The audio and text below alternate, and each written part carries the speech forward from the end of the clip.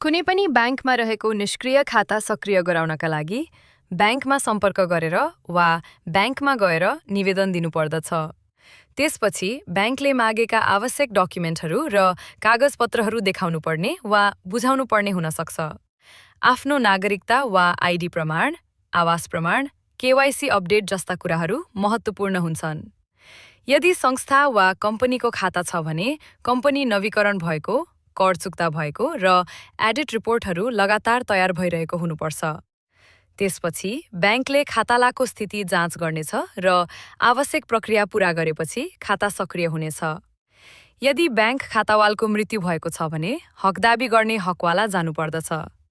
कोही पनि हकवाला फेला नपरेको अवस्थामा भने उक्त रकम नेपाल राष्ट्र ब्याङ्कको ब्याङ्किङ विकास कोषमा स्वतः जम्मा हुने गर्दछ। अहिलेसम्म यसरी खाता दाबी नगरिएको रकम करिब 1 अर्ब 60 करोड भन्दा बढी भएको केन्द्रीय ब्याङ्कले जनाएको छ।